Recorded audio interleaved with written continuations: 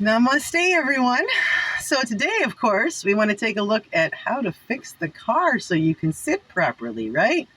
I mean, unless you have some kind of job where you're standing in a horrible posture all the time and you're there for a really long period of time, basically everybody does the most damage to their sitting posture when they're hanging out in the living room watching TV or in their bedroom, right?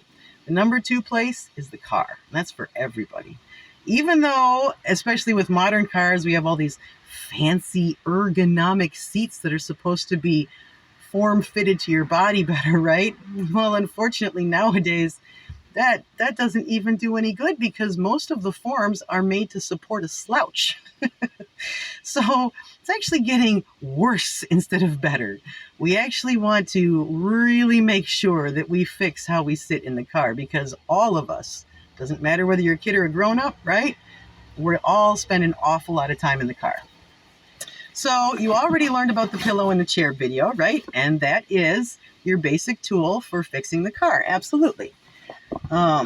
Whatever shape your seat happens to be, this is an older truck, so it's a little easier. It's got a straight back seat. I just stick it in there, stick this pillow right here in my lower back, and just sitting back now comfortably. Now it's like I'm slouching, but it allows me to slouch into perfect posture. So that works very, very well.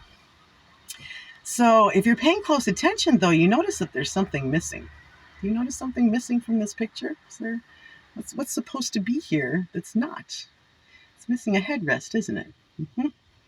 I am not going to recommend that you remove your headrest.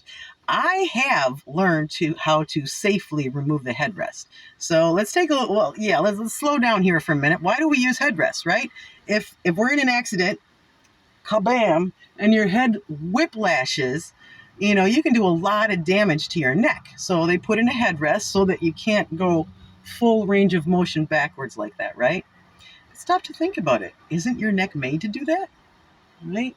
If you actually recondition your spine properly, you can absolutely safely remove that headrest. You can get, and I have done it, not that I'm advocating anybody test this, okay? Don't get me in trouble here. But I've been in accidents like that, and I know that I am safe because I have reconditioned my neck, and I don't tense up. I have learned to relax under pressure in a panicky situation like that. And if you just relax, it's okay. This is natural range of motion, right? But if you're one of almost everybody, I'm going to say 9 out of 10 Americans, right? Your neck is straightened out and you're stuck in the splits all the time, especially if you're one of the people that needs to have a pillow, needs to have a big pillow holding their head up. Otherwise, you can't sleep because it hurts. Okay, you really need that headrest. Now, I took it out because obviously, if I had it in, I could not put my head back where it belongs, right? I could not just sit here like this with my chin up so that my field of vision doubles. I mean, super important when you're driving, right? You want to have better vision? Absolutely. Well, when we force our heads down like this because of that headrest, that's not happening. It really, really limits our vision. So the only way to fix that, if you're not going to remove the headrest, if you notice, I keep the headrest available for passengers, right?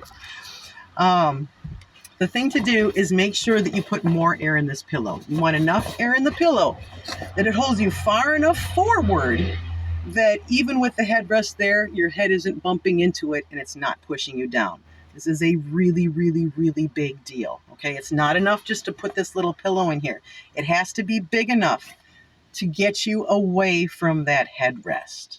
After you spend 10 or 20 years rehabilitating your spine and learning how to be perfectly relaxed in accidents, you can consider doing something a little more, helpful, like removing the cause of the problem and just taking it out. But until you fix your neck, don't even think about it, okay? So the only other thing to mention is I showed you this handy little belt in one or two of the other videos. It's just a little piece of Velcro, right? That's what's it called? A comfy brace. It's one of the overpriced pieces of Velcro. It's about $30, but it is a handy little tool that allows you to sit up straight without having to think about it. This strap just holds my shoulders back where they're supposed to be so that I kind of stay there without having to think about it. Now, inside of a vehicle is the only place I would recommend anyone use one of these braces.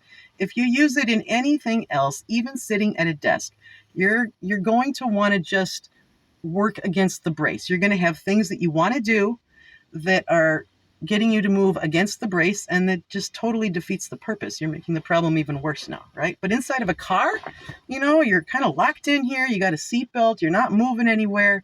This works very, very well. While you're sitting in your car, if you just stick in this little pillow, especially if you have a little belt, tip your chin up, you have now turned one of the worst places for posture into one of the best. It's going to be absolutely effortless and easy and comfortable for the very first time. Most people are not actually comfortable when they sit in a vehicle. This is going to help you change that. So that's about it. The brace is helpful in the car if you want to use it, but make sure that you have an air pillow that is big enough to get you away from the headrest in your vehicle, or even with your pillow, you're not really going to fix it. So I think that's it for the car. Namaste. Oh, if you're taking this course for credit, don't forget to send me a picture to Ange@cleaninguplady.us. Send me a picture of you sitting properly in your vehicle. Namaste.